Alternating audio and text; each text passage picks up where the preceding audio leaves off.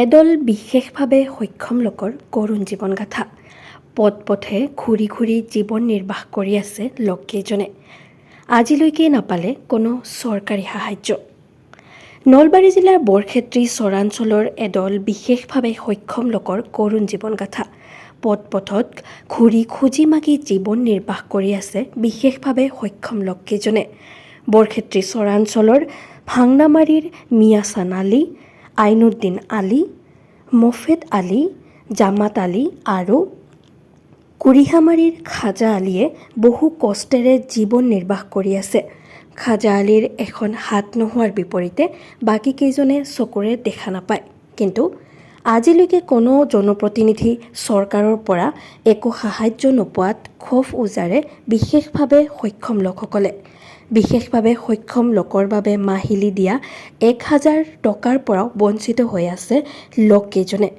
চৰকাৰ প্ৰশাসনক বিশেষভাৱে সক্ষম লোকসকলক চৰকাৰী আঁচনিত অন্তৰ্ভুক্ত কৰাৰ লগতে এই বিশেষভাৱে সক্ষম লোকসকলক চৰকাৰী সুবিধাসমূহ দিয়াৰ বাবে কাতৰ অনুৰোধ জনায়। আমাৰ সমস্যা আমাৰ ঘৰ আছিল কুৰিয়ামাৰীৰ পৰা ইটাই আমাৰ নদী ভাঙি গৈছে আৰু আমি পেকনত আহি পেলাই ঘৰ তুলিছোঁ। এতিয়া আমাৰ চৰকাৰী আঁচনি একো নাপাওঁ, ঘৰ একো নাপাওঁ। এতিয়া কি কৰি খাওঁ আমি একো পোৱা নাই। ঘৰ পাইছা? পাই নাই। চাউলৰ কাৰ্ড দিছে না? চাউলৰ কাৰ্ড আমাৰ হোৱাই নাই, পোৱা নাই। সেইকাৰণেই ঘূৰি আছোঁ। এতিয়া অসমৰ কি অনুৰোধ কৰিব? এতিয়া মুখ্যমন্ত্ৰীৰ আগত আমাৰ অনুৰোধ এইটোৱে, আমাৰ চৰকাৰী আঁচনি একো নাপাওঁ আমি, ঘৰ বা কিবা পেঞ্চন এইগিলা নাপাওঁ। এইটো আমাৰ অনুৰোধ। আমি কিয় নাপাওঁ, এইটো আমাৰ পাব লাগিব। আমাৰ নাম মিয়াচান আলী আছিল।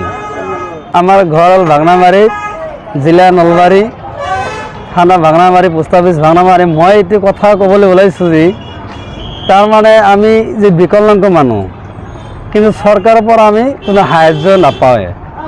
আগত এটা পেঞ্চন পাইছিলোঁ বিকলাংগৰ, কিন্তু আজি 3 বছৰ হ'লে সেইটো পেঞ্চনটো মানে কাটা গৈছে।